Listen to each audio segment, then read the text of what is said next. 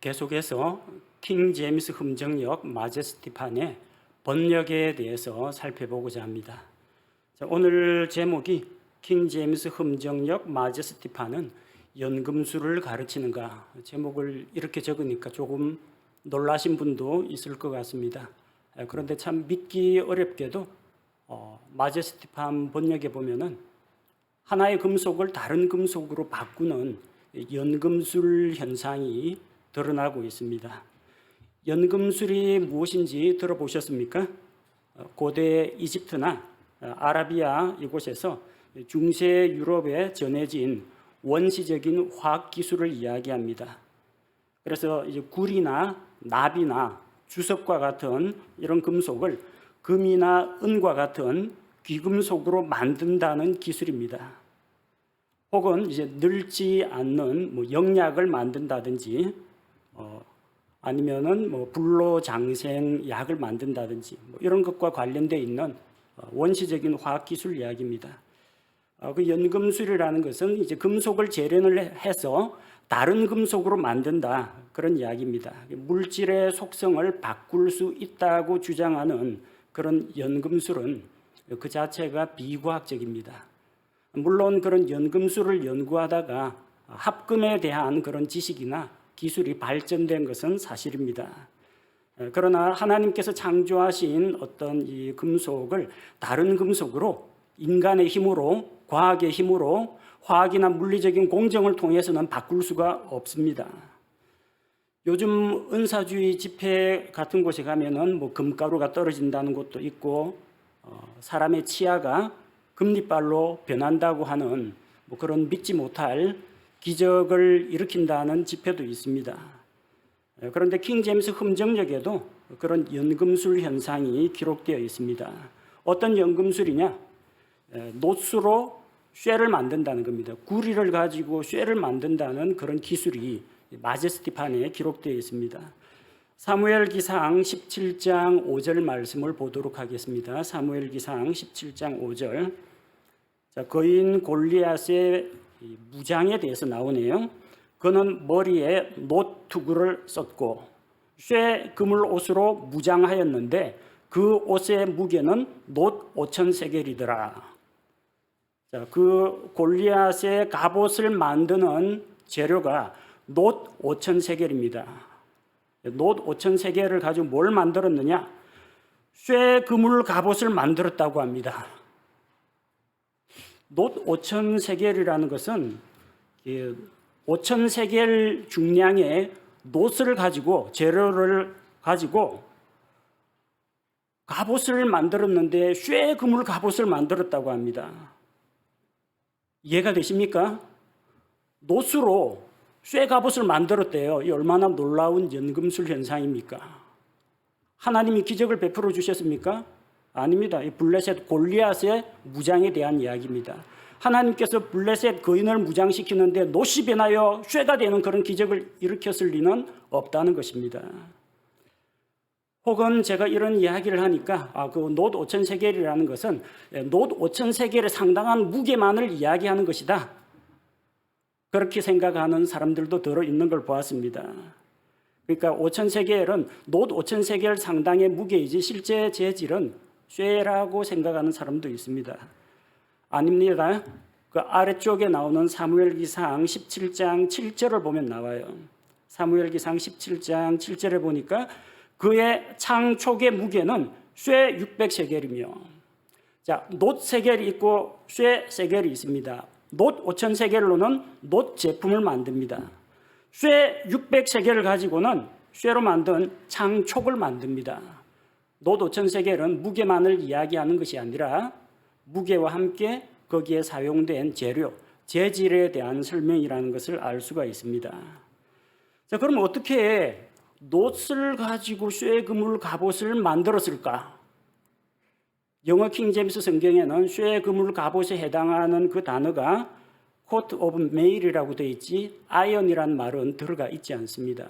쇠라는 단어는 한글로 번역하는 과정에서 흠정역 마제스티판 번역자가 자기 마음대로 추가한 것입니다. 성경 어디에도 이것이 쇠라는 단서가 단어도 단서도 나타나 있지 않습니다. 그래서 이걸 보고 저도 많이 놀라고 도대체 번역자들이 왜 이렇게 번역을 했을까 곰곰이 생각해 보았습니다.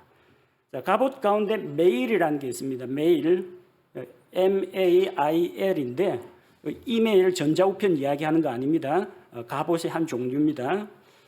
여러분이 위키 백과사전이나 또 요즘 뭐 이 갑옷, 아머, 무장, 골드 뭐 이런 거 판타지 게임 하는 분들 아마 갑옷 무장에 대해서 많이 아실 겁니다. 판타지 게임 사전이나 위키 백과사전에 보면요, 메일은 금속 고리를 연결한 사슬로 만든 갑옷이다 이렇게 기록되어 있습니다.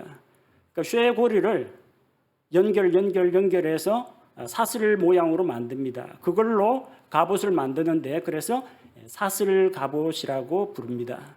근데 그 사슬이 일렬로만 연결되는 게 아니라 고리 하나에 왼쪽, 오른쪽, 위쪽, 아래쪽 4개의 고리가 붙어서 평면으로 쭉 연결됩니다. 마치 직물처럼.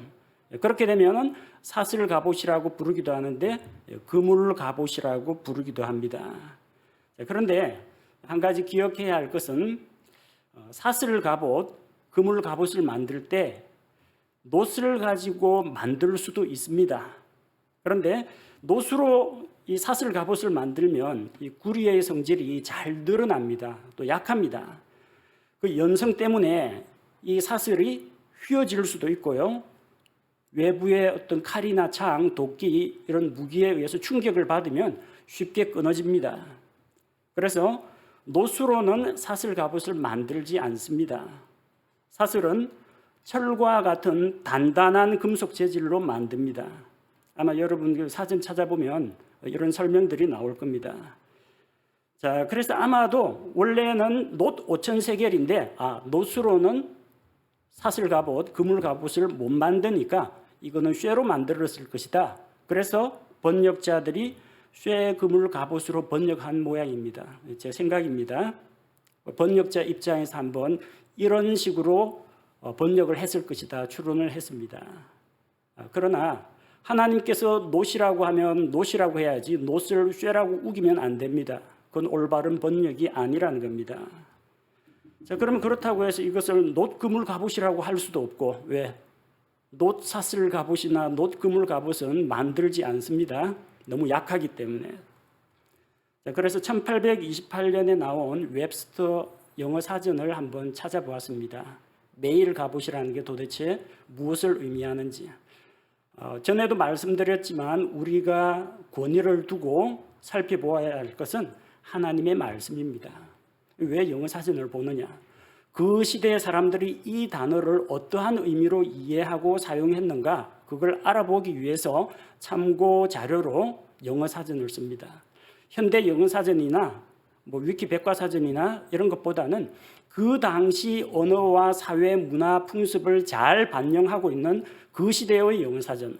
그래서 1828년 웹스터 사전을 통해서 메일의 뜻을 살펴보도록 하겠습니다. 자, 웹스터 사전 내용을 이제 살펴보니까 영어로 되어 있습니다.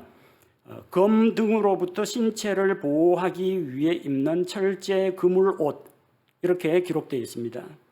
철제 그물 옷, 아이언 스틸이라고 나와 있습니다. 이 사슬 갑옷이나 그물 갑옷을 만들 때는 쇠와 같이 단단한 것을 사용해야지 놋으로 만들지 못합니다. 못 만드는 건 아닙니다. 만들어봤자 쉽게 끊어지고 휘어지고 손상되기 때문에 실용성이 없다는 이야기입니다. 자, 그런데 웹스터 사전에 이어지는 그 메일에 대한 정의가 다음과 같이 나오죠. 메일에는 두 종류가 있는데 체인 메일 그리고 플레이트 메일 두 종류가 있다. 체인 메일은 사슬 갑옷을 이야기하고 플레이트 메일은 플레이트 철판 판근 메일을 이야기합니다. 체인 메일은 철제의 고리들이 하나의 고리에 위아래 왼쪽 오른쪽 4개의 다른 고리들이 연결되어서 그물 모양으로 연결한 그런 사슬 갑옷을 체인 메일이라고 부릅니다.